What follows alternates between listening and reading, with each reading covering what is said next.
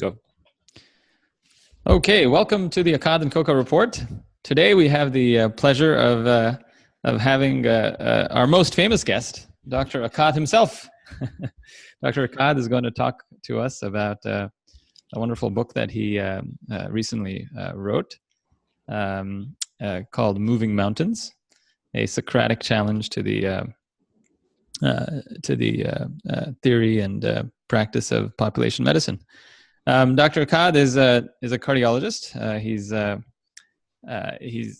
has a somewhat of a distinguished path to get to where he is right now. He did a undergraduate in mathematics at the University of Texas. Got his MD at the University of Texas as well. Was a chief medical resident there. Went on to do research. I believe actually some pretty bench research. Correct? That's right.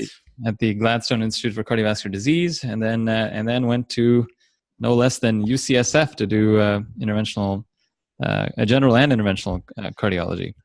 Dr. Akkad is not known for all of that, though. He's known for being a unique voice in medicine because he's a out-and-out libertarian, and is frequently espouses those principles and teaches us much.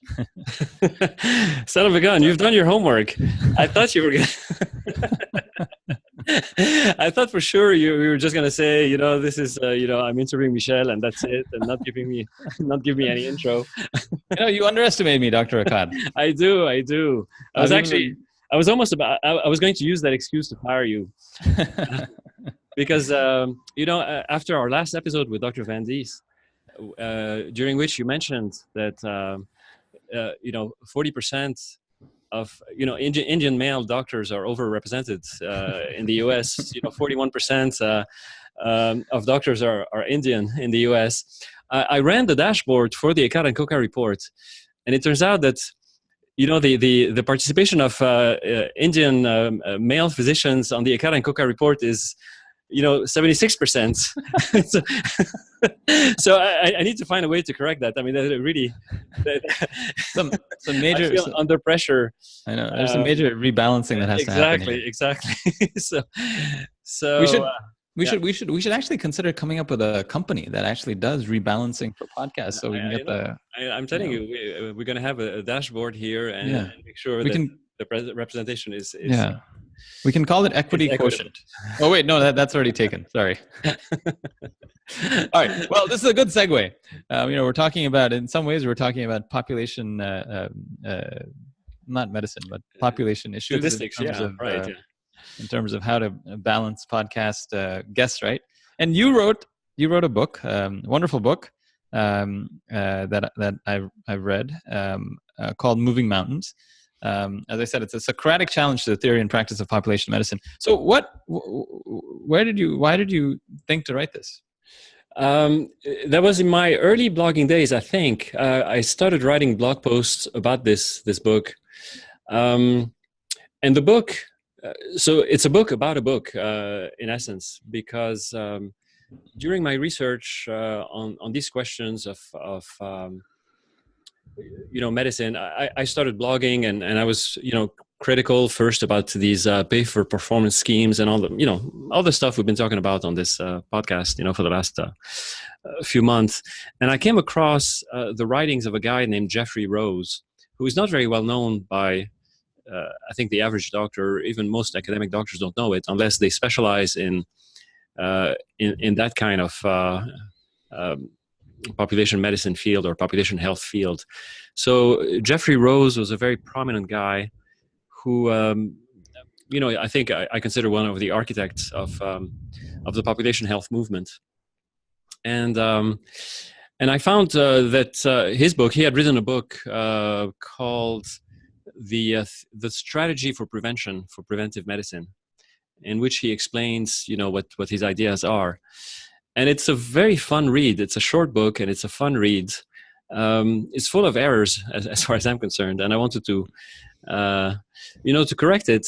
And it's hard to correct a book, and especially if you want to introduce ideas that are not familiar to your audience, because people haven't read Jeffrey Rose, right? So I wanted to introduce his ideas and then critique them.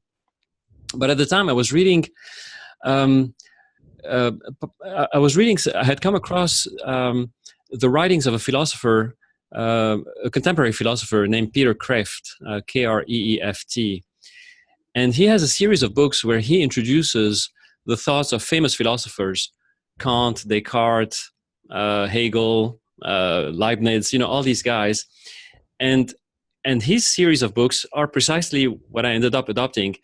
It's an imaginary dialogue between Socrates and any of these philosophers. So it's a way of introducing these philosophers in a dialogue format, which is very engaging, fun, and so you don't have to just rehash what these authors have. So I say, hey, this is a great idea. I'm going to steal it. So I stole the idea, and I started writing blog posts, and then turned them into a book.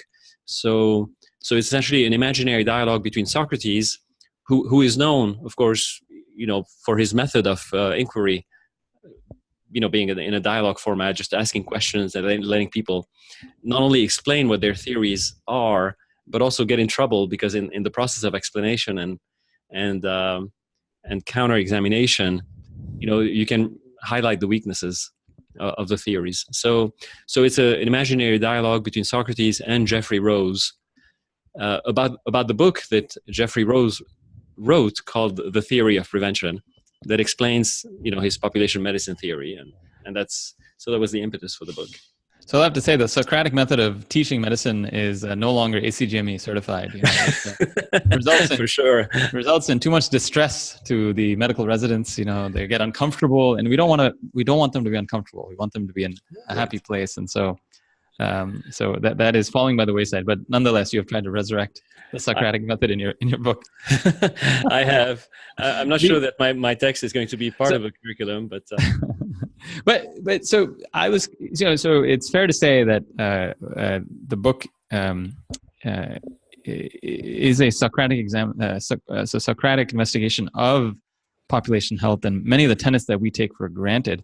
So, but you have a very conventional path to get to this point where you're essentially railing against population health.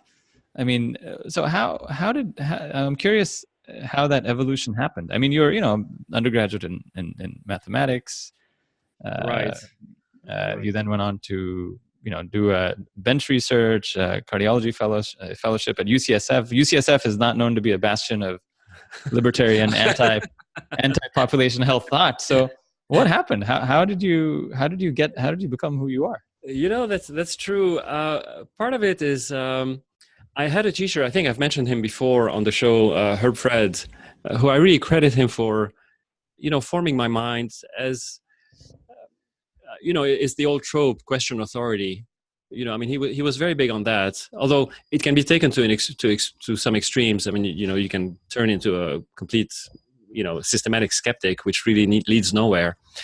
But the, he ingrained in me this notion of trying to question authority, and in particular academic authority, because that's what he did. He's an old timer. He's now retired, but he had seen it all. He'd been in practice for 50, 60 years, had seen everything in medicine. He was a wonderful teacher, and so he planted that seed in me. That's number one. But number two, I was actually, when I came out of all my training, I actually was a believer in population medicine, evidence-based medicine, and all these principles. And then I experienced firsthand the application of population medicine thinking in the real world. I was my first job, I was a cardiologist in a big HMO. And a very good HMO that has a very good reputation, has wonderful doctors working for it. And I say that not just to, to butter them up or not to I mean that sincerely. They have very good doctors working there. But I could see in practice what happens when the attention ceases to focus on the patient at hand, and becomes divided, at least divided, if not completely taken over, by trying to consider the population as a whole and trying to optimize the outcomes for the population, whatever that means. And I explore that in the book. But I then have a firsthand experience of of this, and I became a little bit disillusioned and disenchanted with this particular approach. Thinking initially that it's great if you have all the data and you can have really bright people, very committed people who really want to do the right thing.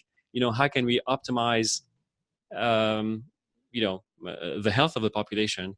And this whole notion of optimizing the health of the population, I realized that it was fundamentally untenable. And so I started to read more, and I can't remember my pathway, but I eventually came across the writings of Jeffrey Rose, and at the time I was starting to blog as well. I had left I left the HMO and went into private practice, and started blogging, and that's how I ended up. and my political views also changed at the same time.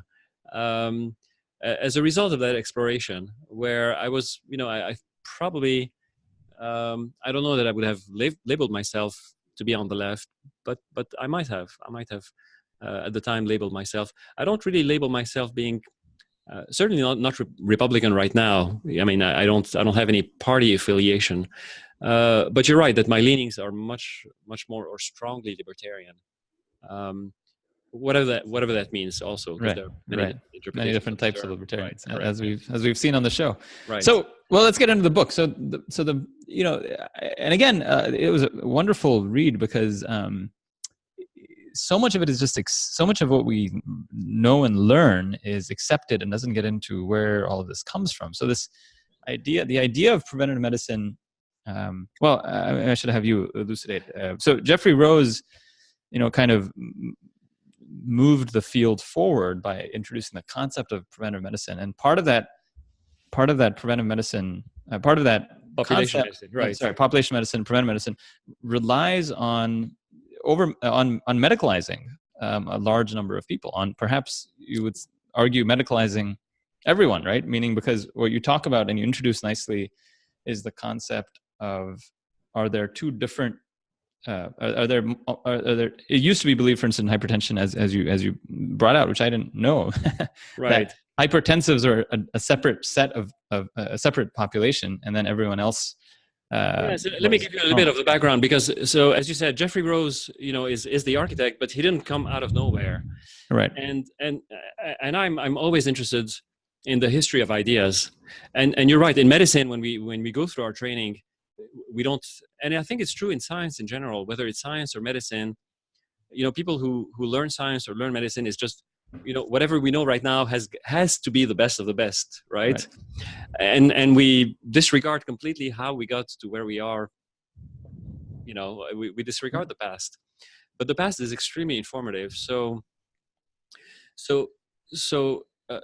Rose himself tells in his book his own intellectual journey.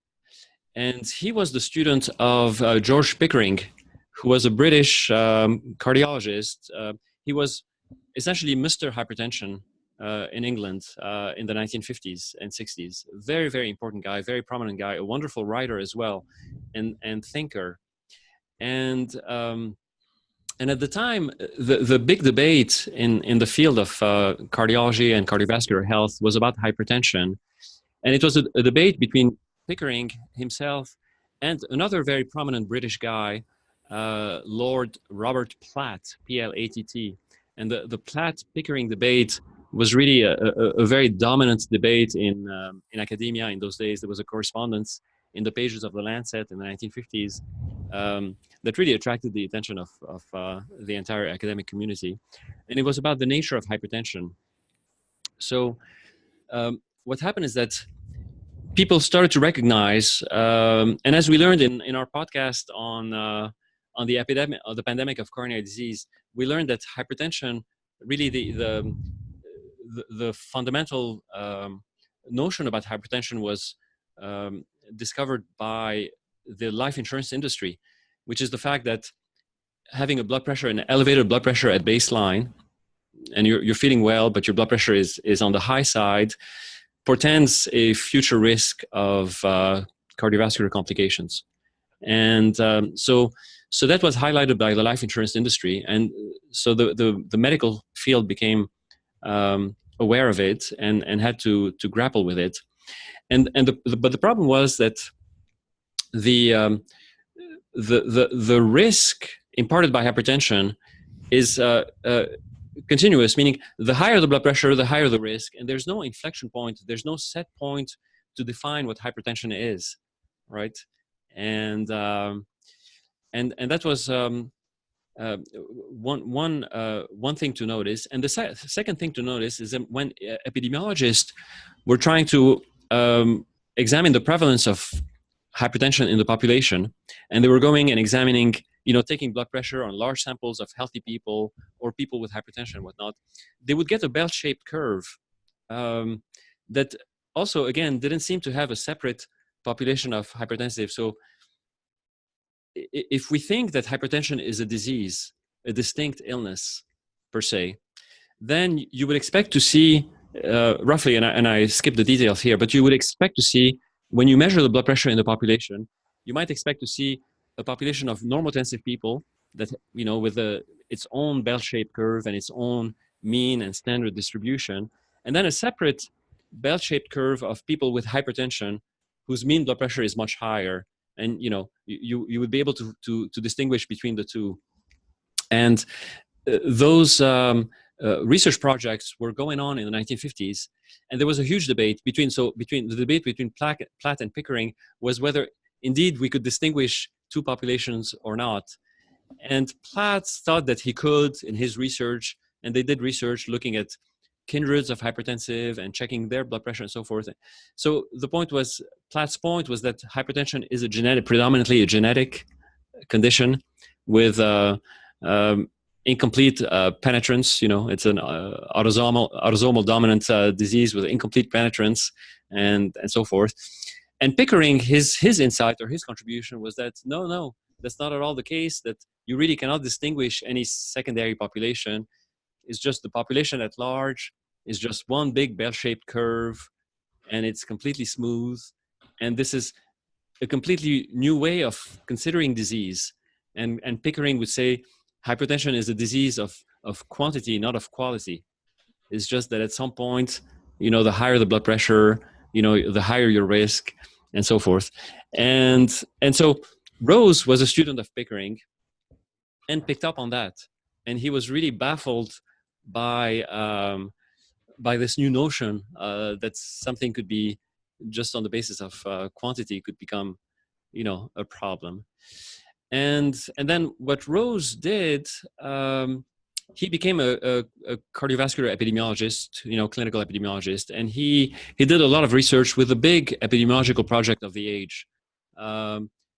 The InterSalt study, you may not know about it, but it was a big study across the world, different population, their salt intake and the effect of intake of salt or alcohol intake on blood pressure and things like that. And he, so he traveled the world and had all this data at hand. And then he made another important observation was that in certain countries, and his example was Kenya.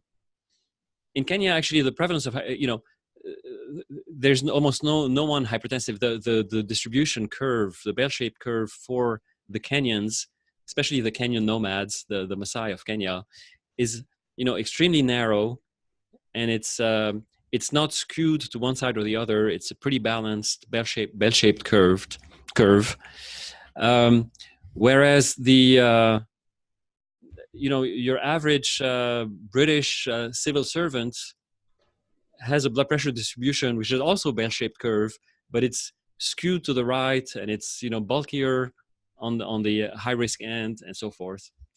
And then what he observed is that when you have people, entire populations of immigrants who move from areas where the prevalence of hypertension is very low to areas where the prevalence of hypertension is higher, then their distribution curve of hypertension ends up mimicking that of the host country.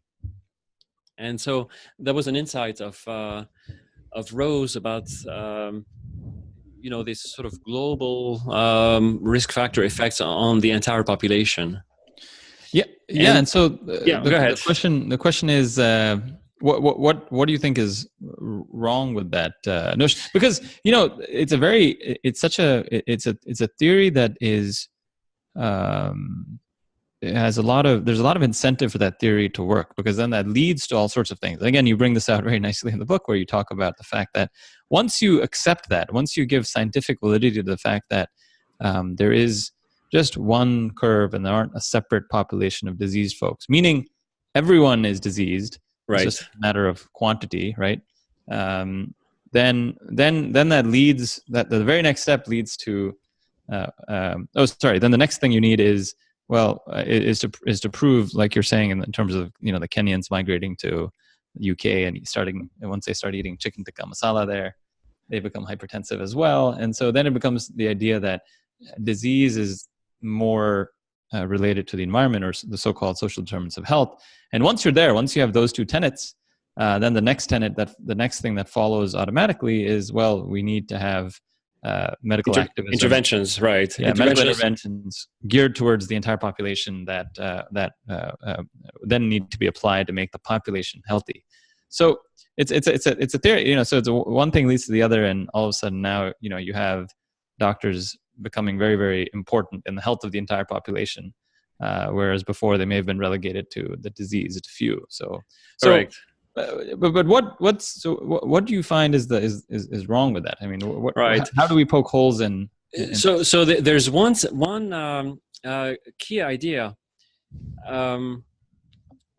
that is attributed to Rose, and that people, even currently in the population health medicine movement and departments and journals and whatnot, they are still grappling with it, and they actually don't know what to do with it. But at the same time, it's the idea that gave the impetus to the population approach, and the idea, which I think is wrong and really completely unsupported and nonsensical, but it appealed to Rose and it made him very popular among certain groups, is that, and the phrase is this: he said, the cause of disease in populations is distinct from the cause of disease in individual cases. Okay, so when he talks about this shift that happens when the Kenyans move to the UK and become hypertensive, right, at the same time he introduces this idea that is not necessarily, that is a hypothesis, but not, it's a leap at that point. It's a leap to say that what mediates the shift does not go through the individuals that compose the population, right? So he made that distinction for no real good reason, except that there was another observation that I want to talk about, because there's another study for which Rose is very, very, very well known, and not only him, but his protege. His protege is a man named Michael Marmot, that people may have heard of. Marmot is now more, in a way, is more famous than Rose, but he was a student of Rose, and Marmot has been knighted. He's now Sir Michael Marmot in English. So he's also a big proponent of population medicine. And both Rose and Marmot did a study in England called the Whitehall. I don't know if you've heard of the Whitehall study. So it's a longitudinal study of civil servants in the NHS. And what they showed was that once the NHS was established, and all of a sudden everybody had access to care, right? At least in theory, access to care was no longer a way to explain disparities in outcomes, since everybody had access to care. Then their contribution in the Whitehall study was that people of lower socioeconomic means had worse outcomes, than people with higher socioeconomic means. So they made a point, even, despite the fact that they had essentially the same access to care. And that's where they introduced the idea of the social determinants of health, and the idea that possibly there may be, again, to me, it's a non sequitur, and it's kind of nonsensical, but they introduced this idea that there's something that affects the whole population that doesn't operate through the individual cases, biologically or otherwise. Or at least it's a very murky point that they make, but they make that point. And that point allows them to shift the emphasis completely on the population and stop really paying attention necessarily to what's going on individually, and they start considering the population as a thing in itself, or the health of the population as something in itself distinguishable from the health of the individuals that compose the population. And therefore, a healthy population is no longer healthy just by virtue of the fact that every single one member of the population is healthy. A healthy population for them is something else that is supra, a supra reality that's above and beyond the health of the individual members of the population. And in a way, it's kind of it's sort of a Hegelian Marxist idea, if you will. I mean, it's sort of an idealism. Hegel, who was an inspiration for Karl Marx, had this idea about historical forces that were operating in the cosmos, right? So there was something about history, and then and the individuals were really sort of almost superfluous to that movement of history. That history itself was its own entity. So you get a little bit of that in the writings of Rose, or in the thinking of Horace. It's not as explicit, but I see it. So anyway, so they start talking about these social determinants of health that are somehow affecting the health of the population, and the health of the population is seemingly, at least on the surface, distinct from the health of the individual. It's not just a direct effect of the health of the individuals. It's its own thing. So you're right. So then it emboldens, the people who want to do something on a population-based level and not pay too much attention to what happens, Right. at the micro individual level. Right. I guess they would say that if we incorporate therapy X to every one of the individuals in that population, that we will have benefits that accrue to more people. So right. So I mean, how do you? I mean, I don't know how you tease it out though. How do you tease out whether or not there are? I mean, whether or not you have disease that's intrinsic. Are most diseases that we face now intrinsically linked to the environment we live in? You really can't tease it out. There's a component of behavior, personal behavior in every single disease that you can. I don't know that there's any way. I mean, so if we can modify, we talk about certain disease being more, more behavioral than others. Yeah, of course, but even then, it's hard to tease out, because even cancer, let's say cancer comes to you from out of nowhere. Yeah, we know if you look at epidemiologically, you can still find, healthier behaviors where the rates of cancer are less, and that sort of thing, and whatnot. So it's really impossible to tease out, and they're not very specific. So when they go, it becomes very murky. They end up paying lip service to individual components and behavior and autonomy and whatnot, but at the same time they want to command resources so that general environmental and socio-economic conditions are improved to improve the health of the population, because they're very quick to say that it's inequality that is the cause of unhealthy population, and that it's that sort of thing, that sort of language. But what is the problem you have with, say, finding folks that you believe to have high risk traits? Meaning, is it a problem to identify smoking as high risk and then recommend smoking cessation to a population? Is it a problem to say that we know that high rates of alcohol use result in all sorts of problems, and we should? No, actually, and that's, in a way, it's the traditional way to, well, so Rose would say, I mean, I don't have anything against having, a campaign to say people, should not smoke. But Rose's theory goes beyond that, because he will see that even among non-smokers in the US, the risk of cardiovascular disease is higher, in developed countries, right? So it's not just identifying the high risk people and telling those people stop smoking. It's actually influencing, everybody, and whether it's smoking or exercise or, being out in the sun or vitamin D intake or this or that, the prescription has to be applied to everyone. And um, and then you get into the question is by what means? By what means do you do that?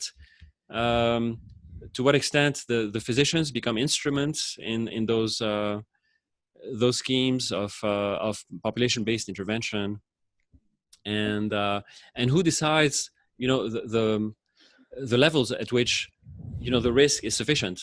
For example, if you want to smoke a cigarette, with friends, once in a blue moon, maybe 3 times a month or whatnot, how much risk are you then, contributing to this whole population thing, and you should be forced not to do that. Same thing with blood pressure. What if your blood pressure is 135 or 160 or 140 and so forth?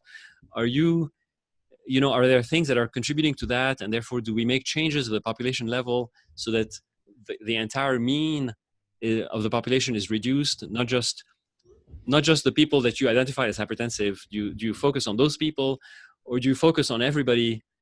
You don't necessarily have an issue, as you're saying, you don't have an issue with high risk approach, meaning coronary calcium scans identifies folks that are that have, I guess, that are higher risk, and that means treatment for. But that means treatment for those folks with statins or excess exercise or more wine or whatnot. But how do you figure out who to do a coronary calcium scan on? Does that not mean you have to run around doing coronary calcium scans on everyone? Meaning, it seems like Rose was just Rose's thought process is just the natural progression of medicine. I mean, medicine was always going to come this way. Rose was just the guy that kind of clarified. It is because he contrasts his own proposal, which is to shift the entire bell-shaped curve, which is where I get the title "Moving Mountains," because he wants to shift the whole bell-shaped curve. He contrasts that to the people who are only preoccupied with the tail end of the curve, right? The high-risk tail end, and who say, well, we should pay attention to those folks. Yeah. And Rose saying, no, if you only pay attention to those folks at the tail end, you're going to do very little for the health of the population in general. Right. But what's happened is that there's been, in a way, a compromise, because the tail end, what determines the tail end has essentially been moved. So the tail is bigger and bigger, right, of what we consider, high risk. And in essence, we're doing what Rose was hoping for. Right. So I have a beef with that. In general, I have a beef with all these top-down proposals. And me as a clinician, so I recognize, I can read literature, and I recognize, I have a sense of what's healthy, what's not healthy, and I have a person in front of me, and I'm going to make a decision, and the decision may vary from one person to the next about where, on whom do I decide to intervene, or where do I change, So based on, you use shared decision making with the patient to decide. No, it's not, right. It doesn't have to be shared. It doesn't have to be shared, but I certainly incorporate what I know about the person. Right. I don't discount the value of going up and telling the public in general that in general we think smoking is bad. It's not a good thing for you, but that's different from starting to mandate. Or certainly to use, I mean, my main beef is with using doctors as means, so because now if you as a doctor are going to be judged on how many people are still smoking in your practice, or how many people, have a cholesterol that is, higher than desired, and how many people have a blood pressure that's higher than desired, and a hemoglobin A1C and all that stuff, that to me is a big problem for doctors. So I'm mainly concerned about what's happening to the doctor-patient relationship and the role. So because now you're going to start saying, well, I don't really care too much about this patient. I'm more interested in my average, my batting average, if you will, for my practice, or where do I move the needle. Yeah, no, it's refreshing to read. I mean, I like you. Once you start practicing, you start getting nudged into all these different things where you're all these different roles where it seems like the new doctor, the doctor of the 21st century, is not somebody who treats the patient in front of you. It's somebody who manages populations. The doctor in the 21st century does not even need to really see the patient. He will manage a team of people that will manage all these different metrics. And right, of course, right, we know exactly. how fallible metrics are. It seems Right. it seems certainly a problem. Correct, and it could be dangerous because some of those notions, again, so there's a big push to start to intervene without really understanding necessarily the entire long-term consequences of those interventions.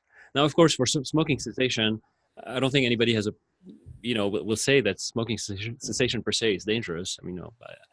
But there are other interventions that might be, for example, hypertension right now. If there's a big push for doctors to really reduce the mean blood pressure in the population and shift the whole curve, Right. you never know. In fact, and I see, because from time to time I follow the population medicine movement, and I remember seeing a slide from a talk, on a population health talk, where all these population medicine advocates were a little bit surprised and dismayed that their efforts to move the bell-shaped curve, right, the entire curve, had moved the mean, but had spread the standard deviation, right? So the big mountain had become squashed. It had moved in the direction that they wanted, but the tails were bigger on either side, right? So when you make these huge interventions, you don't know you're playing. It's a little bit the apprentice sorcerer type. Right.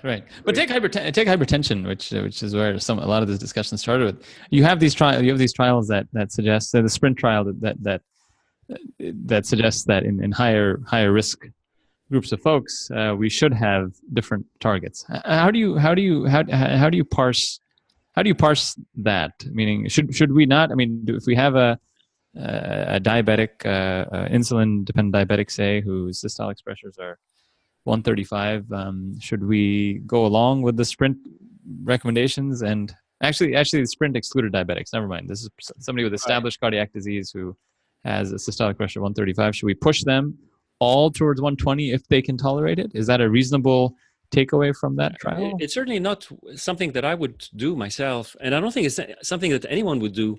Even the big advocates of pushing the blood pressure lower, in practice, they can't possibly do this individually in their own clinic, right? In your own clinic, you're always going to take into consideration, the context.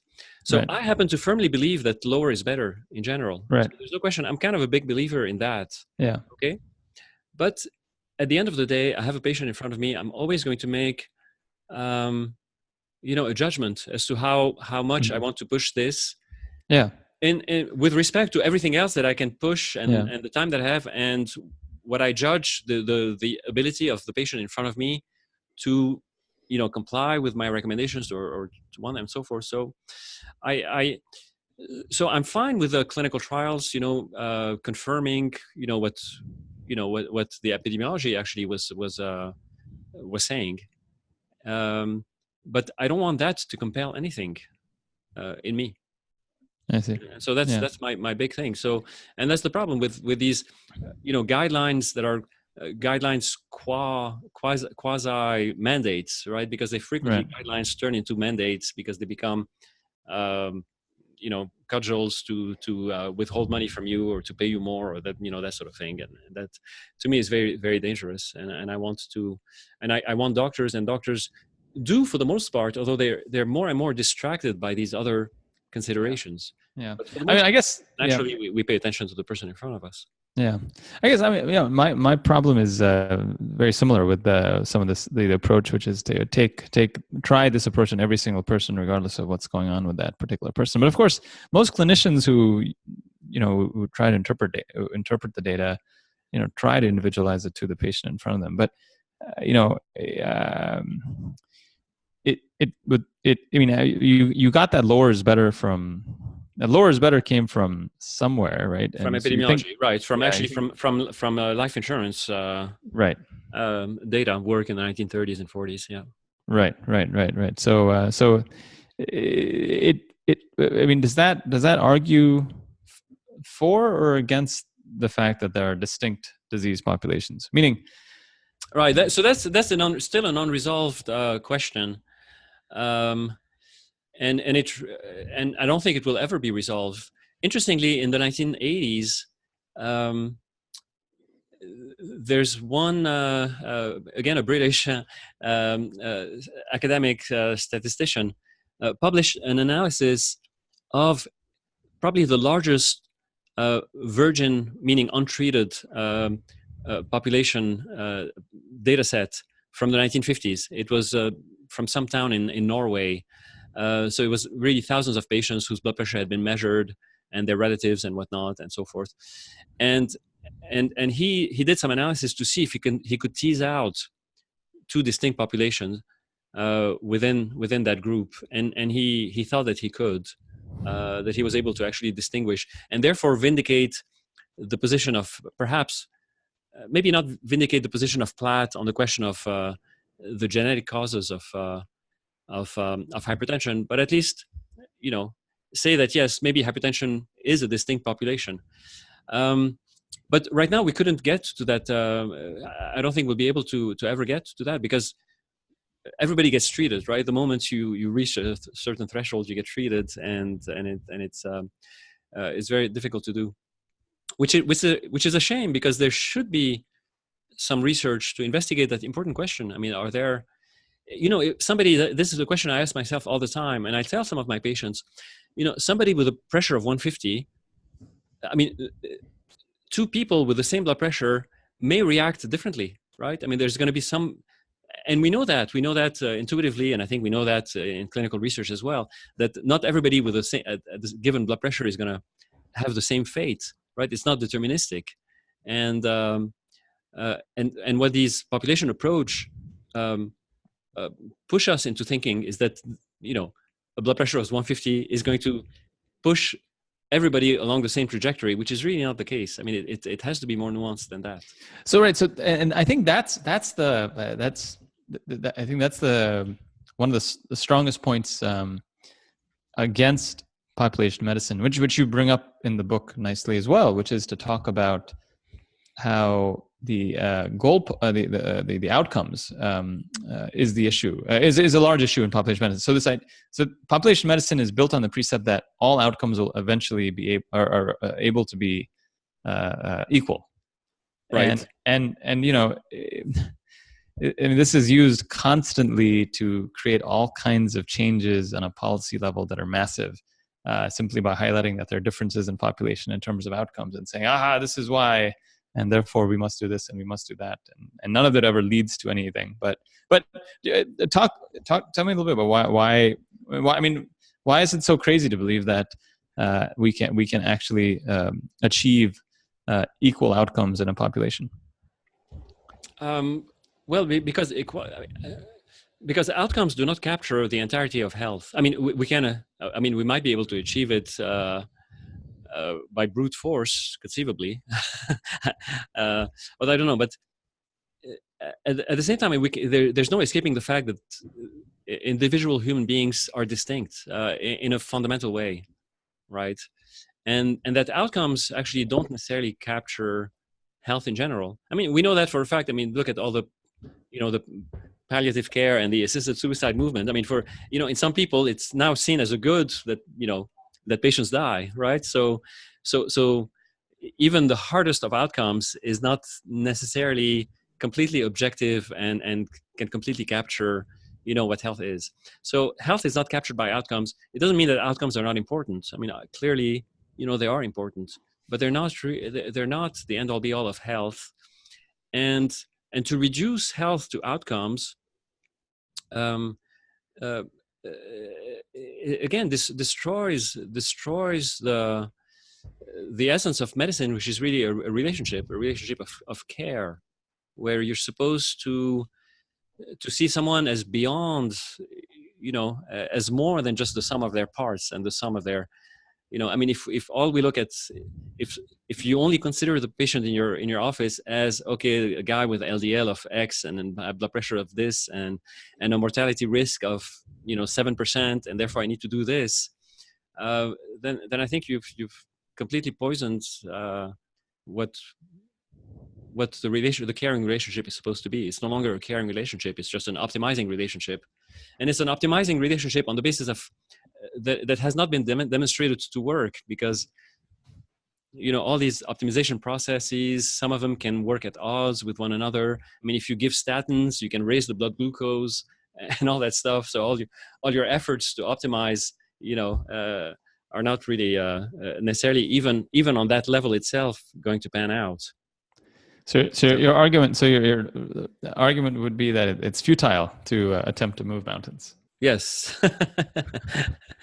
it is futile. It's not futile. It's dangerous. I think it's wrong. It's dangerous. It's a big departure from what medicine is, and it should be opposed. It should be opposed vigorously. And so I, my little book is my attempt to oppose it. And I think most doctors who went into medicine precisely to be to foster individual relationships of care are also intuitively opposing these big pushes from these top-down pushes by the managers of population health. And I think also it's clear that it's not working, and I think that whole movement is going to fizzle. I'm hoping, but I expect it will fizzle on its own by under the weight of its own errors. It doesn't need me to to fail. It's going to fail by itself. People will realize that this is not the way to go. Well, here's the hope is that pendulums, as I've told said, is pendulums require some effort to shift. So here's hoping your book is part of that effort. So yeah, that's great. Well, no, it's a great book, and I strongly encourage folks to read it and buy it. It's a really wonderful book. It's not that long. It's very well written, and it's written in nice, clear prose. So it's great. Well, thank you for having me. Yeah, I hope you'll have me back on the show. Maybe. We'll see. Alrighty, excellent. All right, Anish. Thanks so much, Michel. Yep. You're welcome. Take care. Bye-bye.